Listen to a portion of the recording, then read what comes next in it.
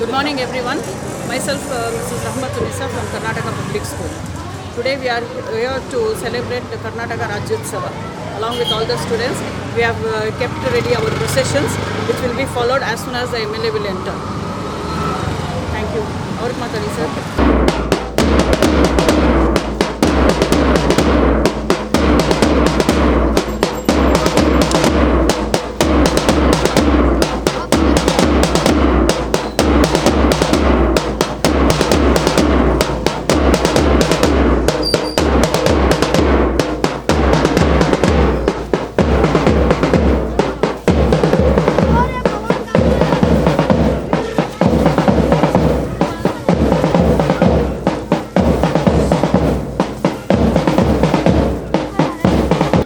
क्या हो रहा है sir? The Rajyotsava celebration is going on sir today. 70th Rajyotsava is sir. ಕನ್ನಡದಲ್ಲಿ ಓಕೆ 70ನೇ ರಾಜ್ಯೋತ್ಸವ ಕಾರ್ಯಕ್ರಮ ನಡೆಸ್ತಾ ಇದ್ದೀವಿ ಸರ್. ಕ್ಷಮಾಭಿವೃದ್ಧಿ ಸಂಘದ ವತಿಯಿಂದ ಪ್ರತಿ ವರ್ಷ ನಾವು ಕಳೆದ 40 ವರ್ಷಗಳಿಂದ ಪ್ರತಿ ವರ್ಷ ರಾಜ್ಯೋತ್ಸವವನ್ನು ಆಚರಿಸ್ತಾ ಇದ್ದೀವಿ. ಕರ್ನಾಟಕದ ಏಕೀಕರಣದ ನಂತರ ಈ ಭಾಷಾವಾರು ಪ್ರಾಂತ ವಿಂಗಡಣೆ ಆದಮೇಲೆ ಕರ್ನಾಟಕ ರಾಜ್ಯ ಅಂತ ಉದಯವಾಯಿತು. ಅವತ್ತಿನಿಂದ ಕರ್ನಾಟಕದಲ್ಲಿ ಕನ್ನಡವನ್ನು ಬೆಳೆಸಲಿಕ್ಕೆ, ಆಡುಭಾಷೆ ಕನ್ನಡ ಮಾತಾಡಲಿಕ್ಕೆ ಎಲ್ಲ ಮತ್ತು ಅನೇಕ ಲೇಖಕಗಳು ಪುಸ್ತಕಗಳನ್ನು ಪ್ರಕಟಣೆ ಮಾಡಲಿಕ್ಕೆ ಅನೇಕ ಪ್ರಯತ್ನಗಳು ಮತ್ತು ಸಾವಿರಾರು ಪುಸ್ತಕಗಳೆಲ್ಲ ಬಂದಿದೆ. ಅದನ್ನೆಲ್ಲನೂ ಯಾಕೆಂದರೆ ಈಗಿನ ಮಾಡ್ರನ್ ಯುಗದಲ್ಲಿ ಕನ್ನಡ ಮಾತಾಡೋದೇ ಕಡಿಮೆ ಆಗ್ತಾಯಿದೆ. ಎಲ್ಲ ಇಂಗ್ಲೀಷ್ ಭಾಷೆ ಮಾರು ಹೋಗ್ತಾ ಇದ್ದಾರೆ.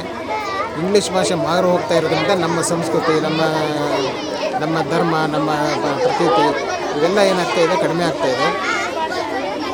ಭಾಷೆಗೆ ಪ್ರಾಧಾನ್ಯತೆ ಕಡಿಮೆ ಆಗೋದ್ರಿಂದ ನಾವು ಒಂದು ಅವೇರ್ನೆಸ್ ಕ್ರಿಯೇಟ್ ಮಾಡಲಿಕ್ಕೆ, ಒಂದು ಜಾಗೃತಿ ಕ್ರಿಯೇಟ್ ಮಾಡಲಿಕ್ಕೆ ನಾವು ಪ್ರತಿ ವರ್ಷ ರಾಜ್ಯೋತ್ಸವವನ್ನು ಆಚರಿಸ್ತೀವಿ.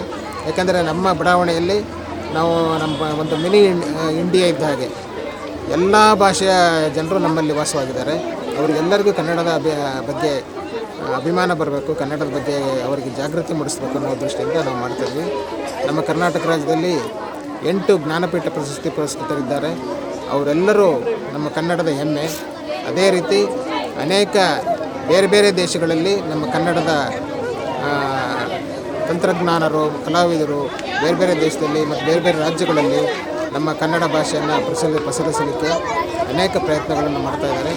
ಅವರೆಲ್ಲರ ಒಂದು ಶ್ರಮದಿಂದ ಇವತ್ತು ಕರ್ನಾಟಕ ಕನ್ನಡ ಭಾಷೆ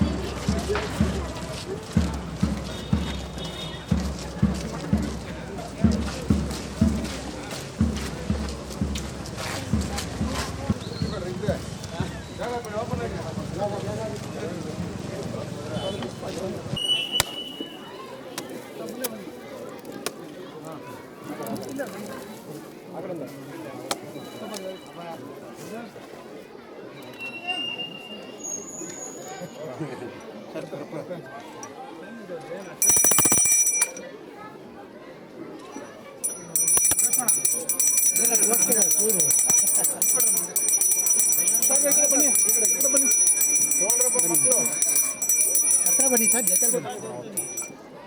ಸರ್ ಒಳಗೆ ಬನ್ನಿ ಸರ್. MLA ಜೊತೆ ಪೂಜಾರಿ ಕೆಲಸ ಮಾಡ್ತೀವಿ. ಎಲ್ಲ ಮಾಡಬೇಕಾಗುತ್ತೆ.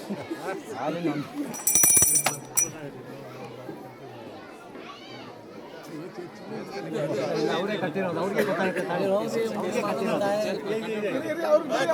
ಅವ್ರಿಗೆ ಗೊತ್ತಿದೆ ಪುಡಿ.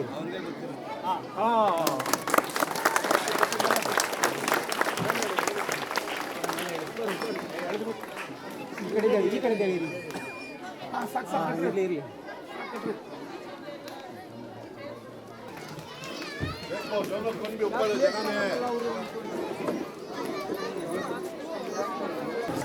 ಇವತ್ತು ನಮ್ಮ ಪುಲಕೇಶಿ ನಗರ ವಿಧಾನಸಭಾ ವ್ಯಾಪ್ತಿಗೆ ಬರ್ತಕ್ಕಂಥ ಮೋದಿ ಗಾರ್ಡನ್ನಲ್ಲಿ ಕನ್ನಡ ರಾಜ್ಯೋತ್ಸವವನ್ನು ನಮ್ಮ ಮುಖಂಡರಾದಂತಹ ಸುರೇಶ್ ಅವರ ನೇತೃತ್ವದಲ್ಲಿ ಈಗ ತಾನೇ ನಾವು ಬಾವುಟ ಕನ್ನಡ ಬಾವುಟ ಹಾರಿಸುವುದರ ಮೂಲಕ ಕನ್ನಡ ರಾಜ್ಯೋತ್ಸವವನ್ನು ಈ ಭಾಗದಲ್ಲಿ ಆಚರಣೆ ಮಾಡಿದ್ವಿ.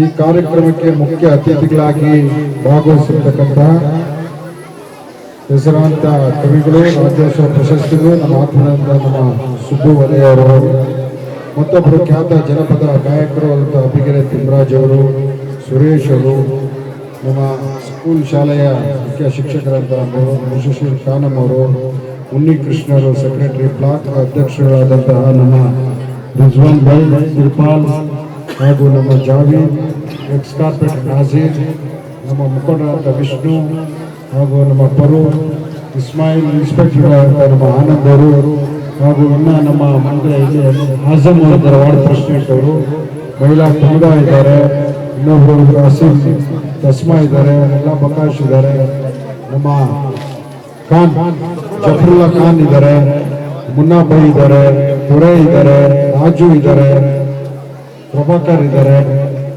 ಯೂತ್ ಕಾಂಗ್ರೆಸ್ನ ಎಲ್ಲ ಮುಖಂಡರುಗಳಿದ್ದಾರೆ, ಇನ್ನು ಅನೇಕರೆಲ್ಲ ಬಂದಿದ್ದಾರೆ. ಹೆಚ್ಚಿನದಾಗಿ ಶಾಲೆಯ ಮುಖ್ಯೋಪಾಧ್ಯಾಯರು, ಉಪಾಧ್ಯಾಯರು, ನಮ್ಮ ಪ್ರೀತಿಯ ವಿದ್ಯಾರ್ಥಿನಿಯ ಮಕ್ಕಳು, ಪೊಲೀಸ್ ಇಲಾಖೆಯವರು, ಪ್ರೆಸ್ನವರು ಹಾಗೂ ಮೋದಿ ಗಾರ್ಡನ್ ಎಲ್ಲ ನಮ್ಮ ನಾಗರಿಕ ಬಂಧುಗಳು.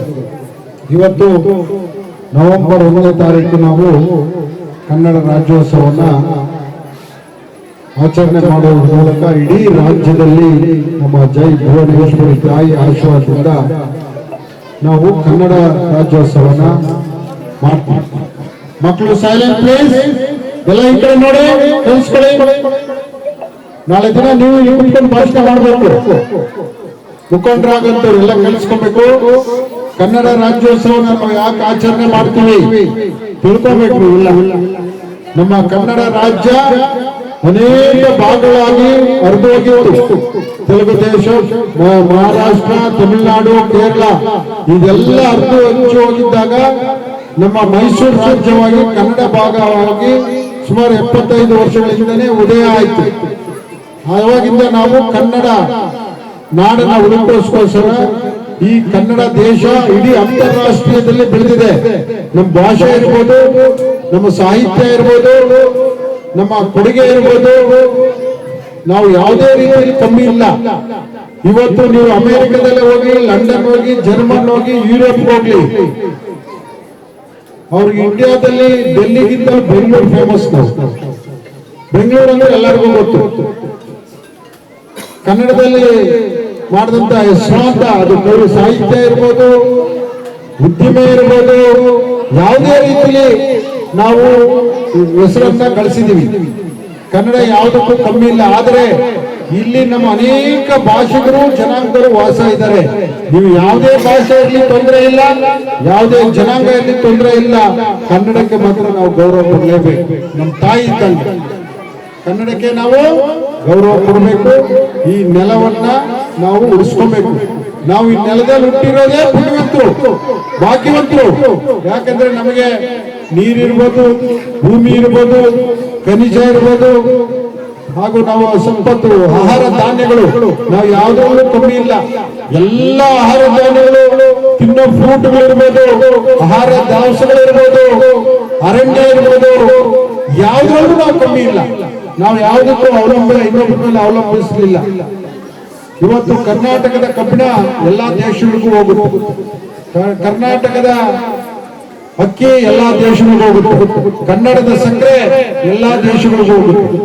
ಅದರಿಂದ ನಾವು ಸ್ವಾವಲಂಬಿಗಳು, ಕರ್ನಾಟಕ ದೇಶದವರು ಸ್ವಾವಲಂಬಿಗಳು ಅಂದ್ರೆ ಏನು, ನಾವೇ ಬೆಳ್ಕೊಳ್ತೀವಿ. ಸಾಹಿತ್ಯಕ್ಕಂತೂ ಕೊರತೆ ಇಲ್ಲ. ಇಂಥ ಕವಿಗಳು, ಸಾಹಿತಿಗಳು ಈ ಕನ್ನಡ ನಾಡವನ್ನ ಅನೇಕ ರೀತಿಯಲ್ಲಿ ಅವರ ಭಾಷೆಯಲ್ಲಿ ಹೋಗಿದ್ದಾರೆ. ಅದನ್ನೆಲ್ಲ ನಾವು ಗೌರವಿಸೋಣ, ಇದಕ್ಕೆ ಬೆಲೆ ಕೊಡೋಣ. ಇವತ್ತು ಪುಲಕೇಶಿ ನಗರದಲ್ಲಿ ನಾವು ಗೆದ್ದ ಮೇಲೆ ನಿಮ್ಮ ಸಹಕಾರ, ನಿಮ್ಮ ಪ್ರೀತಿ ಎಲ್ಲ ಇದೆ. ನಿಮ್ಗೆ ಅನೇಕ ಕೆಲಸಗಳನ್ನ, ಈ ರಸ್ತೆಗಳಿರ್ಬೋದು, ನೀರಿರ್ಬೋದು, ಚರಂಡಿ ಇರ್ಬೋದು, ಮನೆಗಳಿರ್ಬೋದು, ಎಷ್ಟೋ ಕೋಟಿಗಳ ಹಣವನ್ನು ತಂದು ನಿಮ್ಗೆ ಕೆಲಸ ಮಾಡ್ತಾ ಇದ್ವಿ.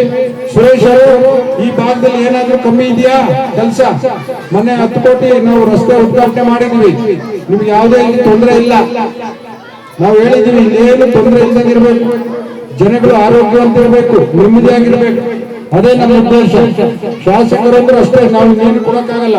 ನಿಮ್ಗೆ ನೀರು, ರಸ್ತೆ, ಎಜುಕೇಶನ್, ಹಾಸ್ಪಿಟಲ್, ಇದ್ರಲ್ಲಿ ಯಾವುದೇ ಕೊರತೆ ಇದ್ರೆ ನಮ್ಮನ್ನು ಕೇಳಿ, ನಿಮ್ಗೆ ಎಲ್ಲ. ಅದರಿಂದ ಮಕ್ಕಳು ಈ ದೇಶದ ಆಸ್ತಿ. ನಾನು ಹೇಳ್ತಾ ಇರ್ತೀನಿ ಎಲ್ಲಾ ಶಾಲೆಗಳಿಗೂ, ನಮಗೆ ಹೆಂಗೆ ಆಸ್ತಿ ಅಂದ್ರೆ ಆಸ್ತಿ ನೀವೇ ಮಕ್ಕಳು, ಇಂದಿನ ಮಕ್ಕಳು, ಈ ಮುಂದಿನ ದೇಶದ ಪ್ರಜೆಗಳು. ಈ ದೇಶವನ್ನು ಆಡಳಿತ ಮಾಡೋರು ನೀವೇ. ಈ ರಾಜರಾಗರು, ಕಾರ್ಪೊರೇಟ್ರು, ಮಂತ್ರಿಗಳು, ಸಿಎಂ, ಪ್ರಧಾನಿ ಎಲ್ಲ ನೀವೇ. ಅದಕ್ಕೆ ನಾವು ಚೆನ್ನಾಗಿ ನೋಡ್ಕೊಳ್ತೀವಿ. ಚೆನ್ನಾಗಿ ಓದಬೇಕು, ವಿದ್ಯಾವಂತರಾಗಬೇಕು, ಡಿಗ್ರಿ, ಡಬಲ್ ಡಿಗ್ರಿ ತಗೋಬೇಕು, IAS, IPS, lawyer, doctor, engineer, scientist, ಇದೆಲ್ಲ ಆದ್ರೆ ನೀವು ದೇಶಕ್ಕೆ ಉಪಯೋಗ. ಅದಕ್ಕೆ ನೀವು ಈ ದೇಶದ ಆಸ್ತಿ ಅಂತ ನಾವು ಕರಿತೀವಿ. ನೀವು ಚೆನ್ನಾಗಿ ಓದಿ, ನೀವು ಚೆನ್ನಾಗಿರಿ, ನಿಮ್ಮ ಕುಟುಂಬ ಚೆನ್ನಾಗಿ ನೋಡ್ಕೊಳ್ಳಿ, ನಮ್ಮ ದೇಶವನ್ನು ಚೆನ್ನಾಗಿ ನೋಡ್ಕೊಳ್ಳಿ ಅಂತೇಳಿ ಮತ್ತೊಮ್ಮೆ ಎಲ್ಲರಿಗೂ ಕನ್ನಡದ ಶುಭಾಶಯ ಹೇಳಿ, ನಾನು ಇನ್ನ ಅನೇಕ ಕಾರ್ಯಕ್ರಮಗಳು ಇರೋದ್ರಿಂದ ಸುರೇಶ್ ಹೇಳಿಕೆ ಬರ್ತೀನಿ ಅಂತ ನಮ್ಮ ಕವಿಗಳು ಇದ್ದಾರೆ. ನಿಮ್ಮ ಈ ಕಾರ್ಯಕ್ರಮವನ್ನ ಅವರದೇ ಭಾಷೆಯಲ್ಲಿ ಕಂಟಿನ್ಯೂ ಮಾಡ್ತಾರೆ. ನೀವೆಲ್ಲ ಇಲ್ಲಿದ್ದು ಅವರ ಭಾಷಣವನ್ನ ಕೇಳಬೇಕು ಅಂತ ಹೇಳಿ ನಾನು ನಿಮ್ಮ ಅಪ್ಪಣೆ ಮೇರೆಗೆ ನನಗೆ ತುರ್ತು ಕಾರ್ಯಕ್ರಮ 2-3 ಇರೋದು ನಾನು ನೋಡ್ತೀನಿ. ಅಪ್ಪಣೆ ಕೊಡಿ ಅಂತ ಕೇಳ್ಕೊಳ್ತಾ ನನ್ನ ಭಾಷಣ ಮುಗಿಸ್ತೀನಿ. ಜೈ ಕರ್ನಾಟಕ. ಧನ್ಯವಾದಗಳು. ದಯವಿಟ್ಟು ಕಾರ್ಯಕ್ರಮ ಮುಗಿದ ಮೇಲೆ